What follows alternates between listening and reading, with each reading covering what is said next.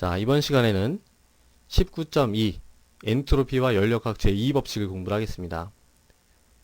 우리가 여기서 이제 뭘 공부하는 거냐면은 드디어 엔트로피라는 것을 명확하게 정의하는 거예요. 그 전까지는 어땠나요? 어떤 괴의 무질서도의 척도 이렇게 해가지고선 이제 엔트로피를 얘기를 했었는데 정확하게 엔트로피라는 것이 어떻게 정의되고 어떻게 측정되고 어떤 단위를 갖는지 그걸 우리가 이제 명확하게 공부를 해보겠습니다.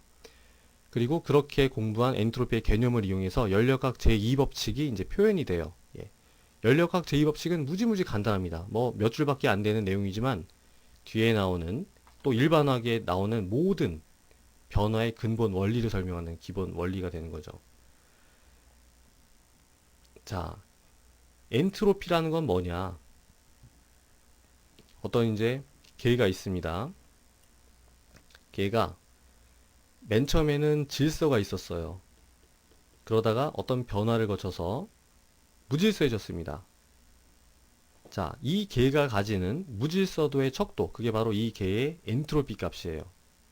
자, 이 개는 어떤 특정 엔트로피 값을 갖습니다.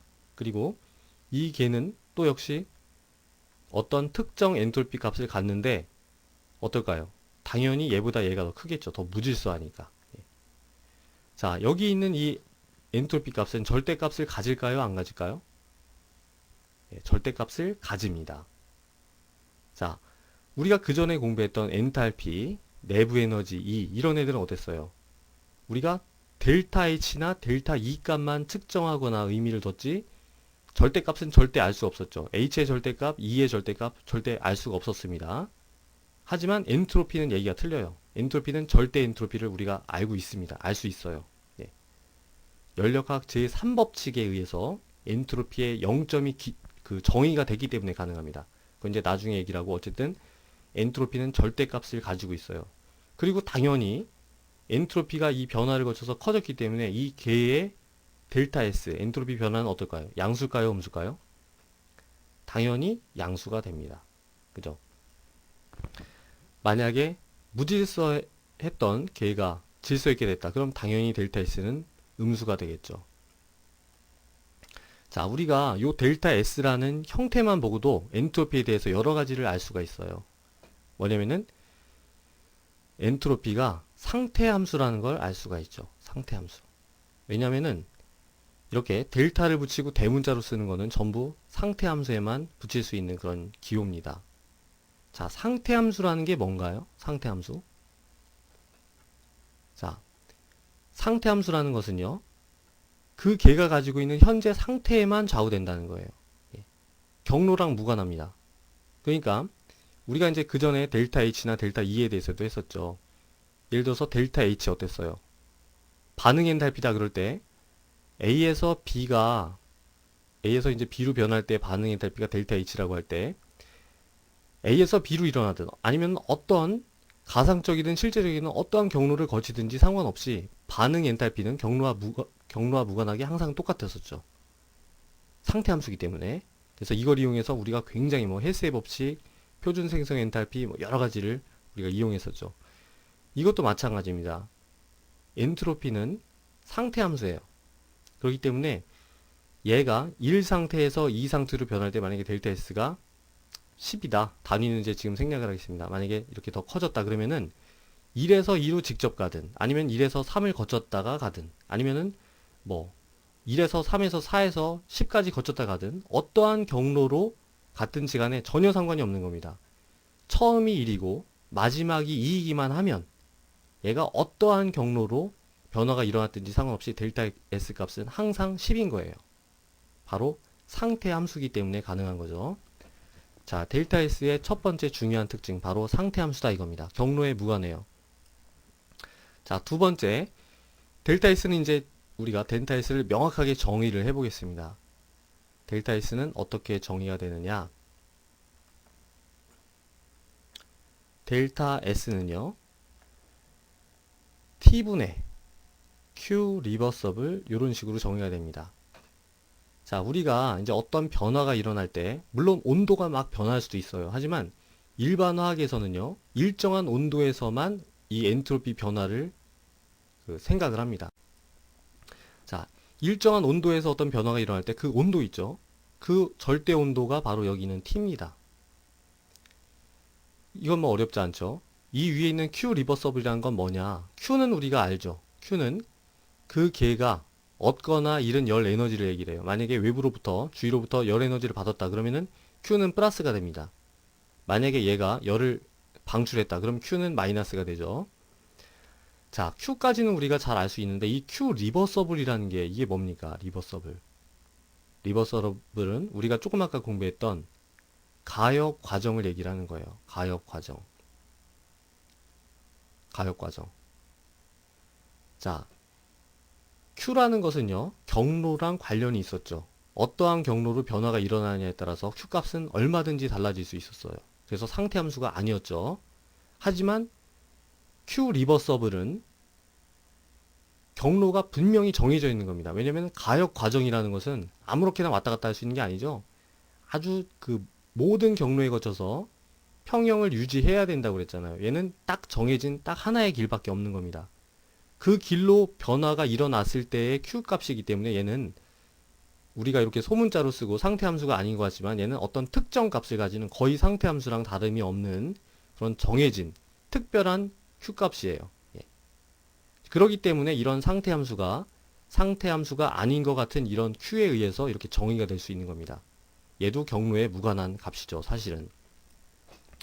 자, 하지만 우리가 이 Q 리버서블에서 리버서블은 크게 신경 쓸 필요가 없습니다. 나중에 이제 어떤 특별한 상황에서나 우리가 신경 쓰면 되고요. 그냥 델타 S라는 것은 일정한 온도에서 그 개가 받은 열 에너지에 비례하는구나. 이렇게 그냥 생각을 하시면 됩니다. 자, 그럼 이제 요걸 해석을 해보죠. 이게 왜 도대체 엔트로피가 T분의 Q라는 식으로 이렇게 정의가 됐을까요? 개의 무질서도를 지금 무질서도에 대한 척도인데 왜 하필이면 T분의 Q일까요, 이게? 자, 잘 생각을 해보면요. 만약에 이 개가 외부로부터 열 에너지를 받았다면 Q는 분명히 양수겠죠.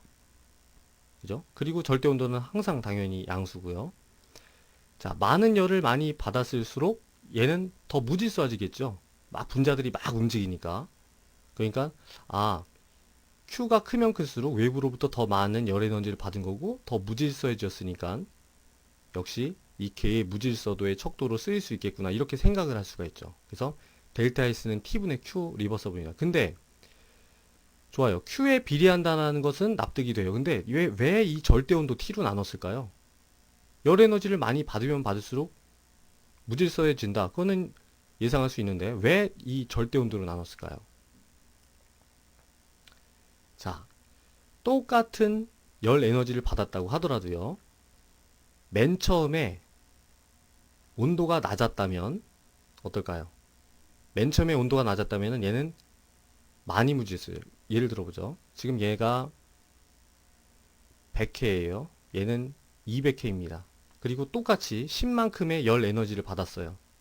어떨까요? 얘는 지금 100K니까 질서가 굉장히 높은 상태죠. 온도가 낮으니까. 질서가 높은 상태에서 어떤 열이 가해졌으니까 얘는 더 많이 교란이 되는 거예요. 근데 반면에 200K는 얘는 이미 지금 무질서해요. 300K, 400K 이렇게 생각해 보세요. 얘는 이미 무질서하죠? 무질서하기 때문에 거기에 어느 정도 열이 들어온다고 해도 그렇게 많이 무질서도가 증가하지가 않습니다. 자, 요걸 갖다가 우리가 구체적으로 예를 들어보죠.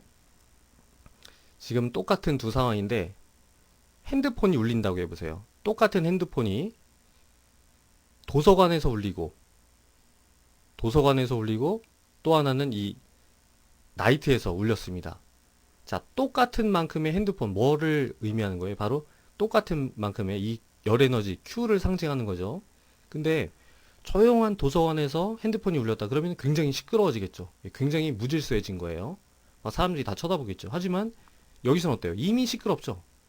이미 막 북적거리는 데다가 핸드폰이 울려봤자 아무도 신경을 안 씁니다. 울렸는지 안 울렸는지도 몰라요. 여기서는 무질서도가 핸드폰 하나 때문에 많이 증가했지만 여기서는 핸드폰이 울려도 무질서도가 거의 증가하지 않았어요. 왜냐면 이미 무질서이기 때문에. 자, 그렇기 때문에 바로 이 시기의 의미는 그거죠. 똑같은 Q가 외부로부터 가해졌다고 하더라도 절대 온도가 낮았으면은 더 많은 무질서도가 증가하는 거고, 절대 온도가 이미 높아서 무질서해져 있는 계라면은 별로 엔트로피가 많이 증가하지 않는다 이거예요. 그래서 우리는 델타 S를 이런 식으로 정의를 할 수가 있습니다. T분의 Q 리버서블. 자, 물론 이제 나중에 보시면요, 요거를 조금 더 다른 방식으로 정의할 수도 있어요. 하지만 똑같은 단위가 나오고요. 단위는 뭘까요, 이게? Q니까 분명히 에너지 줄이겠죠. 그리고 온도니까 켈빈입니다. 줄 퍼 K예요. 자, 킬로줄 퍼 K라고 생각을 할 수도 있겠죠. 하지만은 대부분 엔트로피는요, 전부 줄 퍼 K로 표현을 합니다. 자, 아주 조심을 하셔야 돼요. 왜냐면은 엔탈피나 내부 에너지 이런 애들은 어때요? 전부 킬로줄 퍼 몰 이런 식으로다가 표현이 되죠. 델타 S는 킬로줄이 아니라 줄로 표시가 됩니다. 만약에 이제 어떤 1몰에 대한 엔트로피 변화다 그러면 줄 퍼 K 몰 이런 식으로 쓸 수도 있겠죠. 예. 엔트로피는 줄로 표시된다는 거 꼭 기억을 하셔야 돼요. 자, 그러면은 우리가 이제 실질적으로 이런 개념을 이용해서 엔트로피 변화를 계산을 해보겠습니다. 뭐냐면요, 0도씨에서 얼음이 있어요. 똑같은 온도입니다. 아까 전부 다 똑같은 온도라고 그랬죠. 0도씨에서 얼음이 있는데 0도씨 물이 됐어요. 예. 1몰이라고 치죠. 자, 이렇게 변화할 때 델타 S를 계산하려고 하는 겁니다. 자, 계산하기 전에 양수일까요? 음수일까요? 이게 델타 S가. 얼음에서 물로 변했다라는 것은 얘가 무질서도가 증가한 거잖아요. 무질서도가 증가했으니까 분명히 얘는 양수일 거예요. 그리고 단위가 줄 퍼 K 아니면 뭐 1몰이다 이렇게 하면 줄 퍼 K 몰 이런 식으로 쓸 수도 있겠죠. 1몰이라고 정해 놨으니까 이제 몰은 우리가 그냥 떼어버릴 수가 있습니다. 자, 어떤 식으로 이걸 어떻게 계산할 수 있을까요? 일단 0도씨에서 일어나는 거니까 273K가 되는 거죠. 우리가 T분의 Q 리버서블이라고 했죠. 273K입니다. 자, Q 리버서블이라는 것은 뭘까요?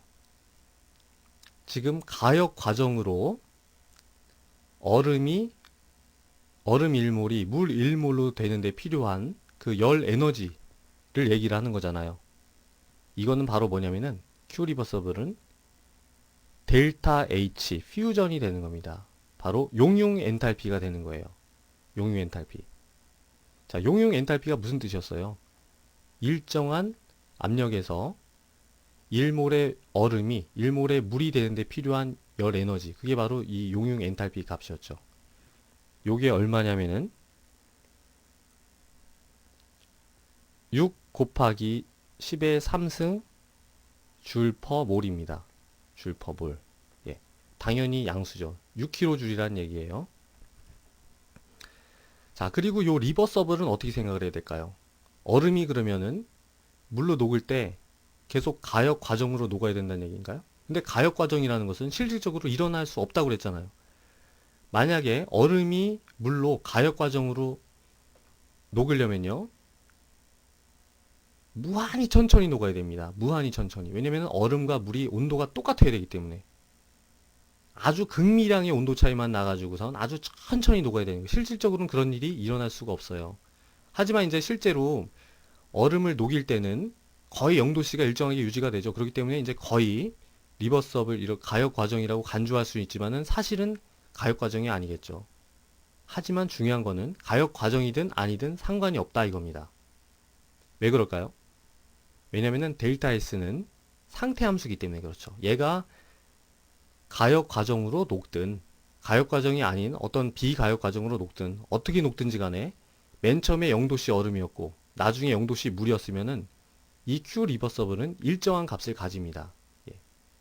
경로에 무관하다고 했죠. 그리고 그 값이 바로 요거예요. 그렇기 때문에 그냥 우리가 맘 놓고 6 곱하기 10의 3승 줄 이렇게 써주면 되는 겁니다. 예.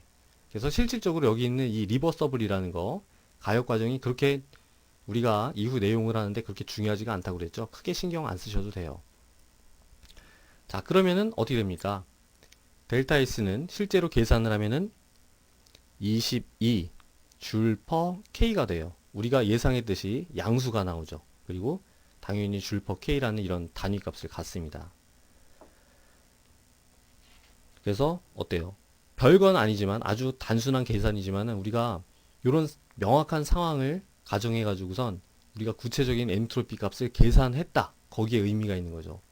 뭐 물 말고 다른 물질들도 상황만 명확하게 정의가 되고 그다음에 뭐 녹는 점이라든가 아니면 용융 엔탈피만 주어지면은 우리가 어떤 물질에 대해서도 이 용융 반응에 대한 엔트로피 변화를 우리가 얼마든지 계산할 수가 있습니다. 자, 그럼 이제 이런 기본적인 내용을 바탕으로 해서 우리가 연력학 제2법칙이 어떻게 표현되는가 한번 보겠습니다. 연력학 제2법칙은 간단하게 표현이 되는데 그 전에 우리가 엔트로피를 이용해서요. 자발적인 반응이 어떤 특징을 가지는가 요거를 우리가 다시 한번 확인해 보겠습니다. 자, 손에다가 손가락이 너무 많네. 여기 얼음을 딱 얹어서 녹이는 거예요. 그럼 어떻게 될까요? 자발적으로 얘가 녹죠. 자, 요걸 갖다가 우리가 엔트로피를 이용해서 좀 더 구체적으로 써보겠습니다. 예, 얼음을 계라고 놓으면은 이 손은 뭐가 됩니까? 주의가 되죠. 자, 얘 1몰이라고 하면은 얘가 지금 0도씨 얼음에서 0도씨 물로 녹는 동안 엔트로피가 분명히 증가했죠. 아까 우리가 계산한 거랑 똑같이 22 줄 퍼 K라는 만큼 엔트로피가 증가했어요. 자, 근데 똑같은 과정이 일어나는 동안 이 손은 이제 주위라고 잡을 수가 있죠. 개를 제외한 우주의 모든 부분을 주위라고 합니다. 손도 그 주위 하나죠. 자, 손은 얼마만큼의 엔트로피 변화를 거쳤을까요? 똑같이 그럼 마이너스 22 줄 퍼 K일까요? 한번 계산해 보겠습니다. 똑같은 열 에너지. 근데 얘는 이번엔 잃은 거죠. 아까는 6 곱하기 10의 3승 줄을 우리가 얼음이 얻은 건데 지금은 손은 6 곱하기 10의 3승 줄을 잃은 거죠. 지금 손에 대한 델타 S를 계산하고 있습니다. 마이너스고 온도는 얼마예요? 이제 0도씨가 아니죠. 예, 우리 체온이니까 310K가 됩니다. 손이 잃은 그러니까 손의 엔트로피 변화를 계산하는 거예요. 그럼 얼마가 됩니까 이게? 이거는 마이너스 19.4 줄 퍼 K 이렇게 나오네요. 자, 어떤 자발적인 반응이 일어나니까 어때요? 얘 엔트로피는 많이 늘어나고 걔 엔트로피는 많이 늘어나고 주위 엔트로피는 줄어들었죠. 근데 전체 합은 어떤가요? 자발적 반응이 일어나니까 얘가 0보다 크죠. 예. 자발적인 반응에서는요. 걔의 엔트로피랑 주위의 엔트로피를 더하면은 이렇게 0보다 크게 됩니다. 그죠? 자, 여러 가지 이런 자발적 반응의 한 단편에 불과하지만 우리가 구체적으로 이렇게 확인해 볼 수가 있어요. 자발적으로 얼음이 녹는 이런 반응에서는 개의 엔트로피랑 주위의 엔트로피를 합치면 0보다 큽니다. 만약에 개의 엔트로피랑 주위 엔트로피가 똑같다. 그러려면 어떤 상황이 될까요?